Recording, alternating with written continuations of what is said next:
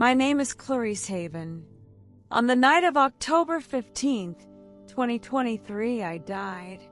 But that was only the beginning of what I saw, and what I was shown changed the way I will see life, prayer, and the meaning of home forever. It was an ordinary evening. My grandson Elijah had just lost his first tooth, and I wouldn't have missed that moment for the world. He held it up with such pride, a tiny little thing cupped in the center of his small hand like treasure. I hugged him, kissed his forehead, said a quick prayer over him like I always do, and got in my car to head home. The road was quiet, the sky just starting to darken as the early autumn wind scattered leaves across the asphalt. I turned off the radio and whispered a little thanks to the Lord for a sweet evening, for family, for being alive. That's when I saw it, a deer standing still in the middle of the road. Its eyes locked with mine. I swerved, and then nothing. They told me later that my heart had stopped for 13 minutes and 42 seconds. No breath, no brain activity, no heartbeat. Gone. But I wasn't gone. I was more awake than I've ever been. The moment the world went black, I found myself in a place I can't fully explain. I wasn't in a hospital. I wasn't in my body. I was in a realm made of something I can only describe as living light. Everything around me pulsed with this strange beauty, not just brightness, but a sense of awareness. The light itself seemed to breathe, to know me, to love me. And sound, oh, the sound. Not music like we know it, but something richer, like truth and love had learned how to sing. There was no fear, no weight, no confusion, just presence. And then I heard my name, not with ears, not with sound, but deep within me, like the core of my soul had been tapped gently awake. Clarice! I turned toward the source, and before me stood a being of radiant power. I instantly knew it was an angel, though it was like no image I'd ever imagined from Sunday school or stained glass windows. This being was composed of light and geometry, a shape-shifting brilliance I could barely comprehend. And yet, it wasn't frightening. Its presence carried strength, yes, but also peace so deep, it felt like warm oil was being poured over the cracks in my soul. The angel said, again without speaking, "You have been chosen to witness." I wanted to ask what that meant. I didn't have time, because in the next instant, I was swept upward, lifted beyond time, beyond earth as I'd known it. And what I saw changed everything. I was suspended above a city, but not in the way satellites or drones see it.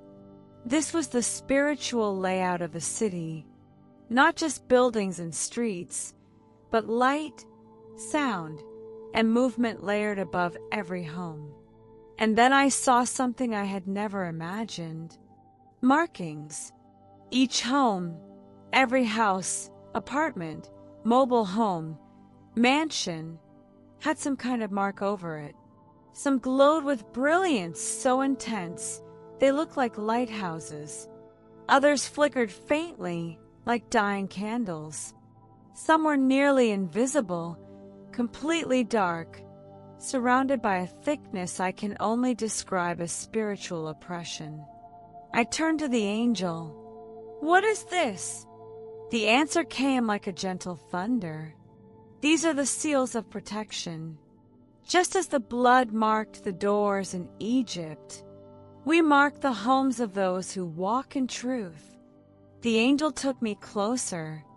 We hovered over a small one-story home, nothing fancy. But in the spirit, it was pulsing with golden light. I could see threads of prayer rising like incense from the living room. I could feel worship music that had once been played there still echoing through the spiritual atmosphere.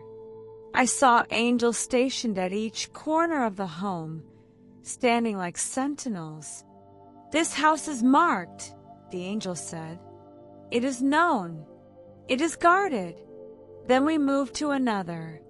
This one was larger, a wealthy home, pristine. It shimmered at first glance, but something about the light was off. It was too glossy, too perfect.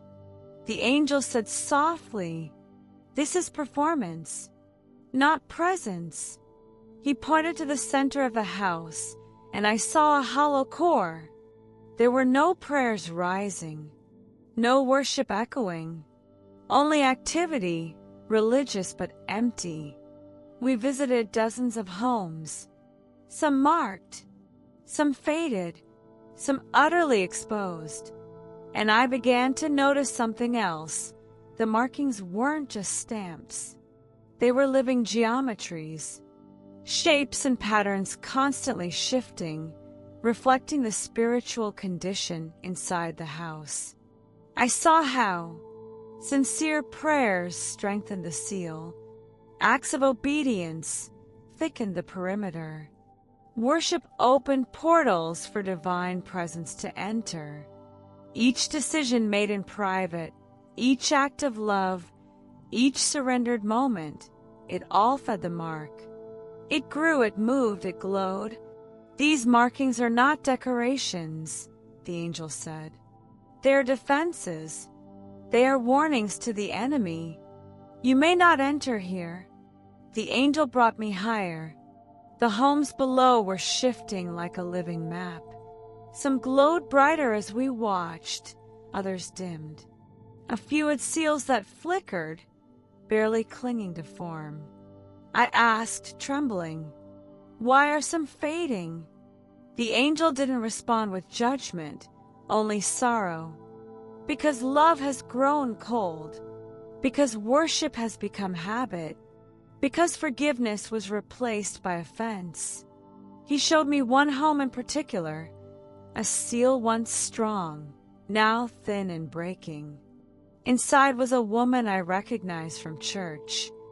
Faithful, it seemed, always volunteering. But in her heart, she had buried bitterness toward her husband. Years of unspoken pain. Silent walls. Her prayers had become mechanical. "She still speaks the words," the angel said, "but the heart is missing, and heaven responds to the heart." I wept, not just for her, for me, for how often I had gone through the motions, sung songs, said grace, ticked boxes, but never paused to wonder, is my heart in it? Suddenly, the light shifted. A dark mass moved on the horizon, like storm clouds but living, breathing, crawling. It wasn't fog. It was something evil. A demonic assault, the angel said. They gather like armies, and homes with no seals are vulnerable. I saw it unfold, spiritual warfare in real time. Dark spirits swarmed neighborhoods, pressing against homes like shadows trying to squeeze through walls. I saw a house where angels stood firm, blocking every approach. Another where no angel was present and the darkness moved in. A third where the seal was weak, but still alive. As the assault pressed in, the family inside fell to their knees in prayer. And something incredible happened. The seal flared with light, surged upward, and repelled the entire wave of attack. The angel's voice filled me with awe. This is why trials are permitted. When met with faith, they do not destroy. They fortify. We flew above whole regions. In some places, the seals glowed together, forming what looked like grids of light. Interconnected homes, families, churches, praying, praising, serving together. These are spiritual strongholds, the angel said. Fellowship forms highways. When my people worship in unity, angelic movement becomes swift and powerful. In those areas, darkness could not stand. It lingered on the edges but never entered. But there were other regions, cold, gray, silent. Few markings, some homes with counterfeit glow, some entirely dark. Demonic movement was unrestricted there. I watched, heartbroken, as fear, addiction, division, and despair wrapped around entire streets. This is why the church must wake up, the angel whispered. They think they are safe because they attend, but I am not looking for buildings. I am looking for hearts. Then came the most sobering moment of all. The angel turned to me and said, "Now you must see your own house." I didn't want to look. I already knew I had let the fire grow dim. But the vision opened anyway. There it was, my own little white house, nestled behind a row of oak trees on Maple Lane. And I saw both joy and heartbreak. My living room glowed. Years of prayers for my children and grandchildren had built a wall of light. The kitchen, where I had often wept and praised during lonely nights, held strong presence. But the bedroom, it flickered. Your intimacy has become ritual, the angel said, not in anger, but in loving truth. Your spirit still longs for him, but the world has made you tired. I fell to my knees in the spirit and cried, "Oh God, forgive me. I didn't even know." The angel helped me up. "Now you do, and now you will speak." And then the warning came. I was shown something like a timeline, not in days or months, but in spiritual momentum. A coming event, a season where darkness would try to flood what it never could before. A time when the only thing that would hold back the flood would be the seal. "What you have seen is preparation," the angel said. "Those marked will stand. Those unmarked will break." My breath caught. The urgency wrapped around me like fire. Tell them their homes are not neutral ground. They are battlefields. They are gates. And then I fell. Downward. Through the veil. Through my name. Through time. I gasped awake in the hospital, my daughter sobbing beside me, whispering over and over, "Mom, you're back. You're really back." The doctors called it a miracle. I knew it was a mission. Since that day, I have never prayed the same. I no longer pray from fear. I pray from authority. Every morning, I walk through my home and speak aloud blessings over each room. I worship with intent. I intercede with clarity. I speak scripture like I'm laying bricks. Because I am. I have rebuilt the seal. And now I am speaking to you. Not as a prophet, not as a preacher, just as someone who saw behind the veil. Your home is not just where you sleep. It's not just drywall and furniture. It's a spiritual fortress, or it's a vulnerable outpost. The difference isn't how big it is, or what's hanging on the walls. The difference is what's flowing inside it. Every time you pray, every time you worship, every time you obey, you are writing protection into the walls, and you are inviting angels to stand watch. My name is Clarice Haven. I died on a quiet road, but came back to say something urgent. Get your house marked, because when the storm comes, it will matter more than you could possibly imagine. If this testimony opened your eyes, share it now. Drop a comment and tell us how you're going to mark your home with prayer. Subscribe to hear more true NDEs and spiritual wake-up calls. And send this to someone who needs to wake up spiritually before it's too late. Heaven is watching, and so is the darkness.